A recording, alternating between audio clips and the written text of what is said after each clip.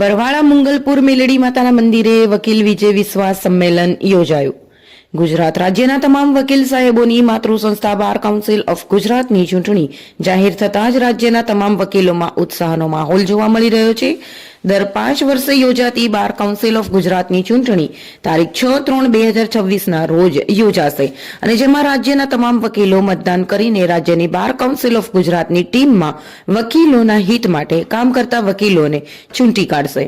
આમ રાજ્યની bar council of ગુજરાતની ચૂંટણી જાહેર થતાં જ ચૂંટણી લડવા માંગતા વકીલ ઉમેદવારોએ પોતપોતાનો પ્રચાર ચાલુ કરી દીધો છે. જેમાં અનુસંધાને બરવાળા મંગલપુર મેલડી માતાના મંદિરે, ભાવનગર, બોટાદ, બરવાળા, ગઢડા, રાણપુર, મહુવા, ધંધુકા, અમરેલી, ધારી, વડોદરા, સુરત, તળાજા, સિહોર, ઘોઘા, વલ્લભીપુર, ભુજ, અમદાવાદ, ગાંધીનગર બારના ચૂંટાયેલા નવનિયુક્ત હોદ્દેદારોની એક અગત્યની મીટિંગ બાર કાઉન્સિલ ઓફ ગુજરાતના પૂર્વ ચેરમેન અને વર્તમાન સભ્ય શ્રી અનિરુદ્ધસિંહ ઝાલા સાહેબના અધ્યક્ષસ્થાને યોજાઈ હતી. આ મીટિંગમાં અંદાજે 20 જેટલા બારના ચૂંટાયેલા પ્રમુખ, ઉપપ્રમુખ, સેક્રેટરી, ખજાનજી શ્રી અનિરુદ્ધસિંહ ઝાલા દ્વારા કુમકુમ તિલક ફૂલહાર સાલથી સન્માન કરવામાં આવ્યું હતું. આ પ્રસંગે અધ્યક્ષ સ્થાનેથી ઉપસ્થિત અનિરુદ્ધસિંહ ઝાલાએ જણાવેલ કે આજના કાર્યક્રમમાં બાર કાઉન્સિલ ઓફ ગુજરાતની ચૂંટણીમાં ઉમેદવારી કરનારા ઘણા સભ્યો પણ હાજર રહ્યા છે. તે તમામનું સન્માન કરેલ.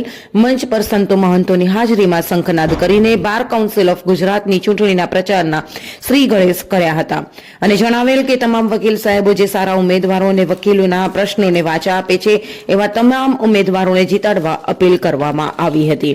આ પ્રસંગે બરવાળા બાર એસોસિએશનના પ્રમુખ કમલેશ રાઠોડે જણાવેલ કે વકીલોના હિત માટે લડે અને વકીલોના પ્રશ્નોને વાચા આપે તેવા ઉમેદવારોને જીતાડવા અપીલ કરી તમામ વકીલોએ પૂરેપૂરા મતદાન થાય તેની વિનંતી કરેલ. તેમજ આ પ્રસંગે મંગલપુર મેલડી માતા મંદિરના મહંત શ્રી મનોહર ભરતી બાપુએ તમામ વકીલોને તેના કાયદાના જ્ઞાનનો સાચો ઉપયોગ કરી તે સમાજ અને રાષ્ટ્ર સેવામાં સહભાગી બને તેવા આશીર્વાદ આપેલ.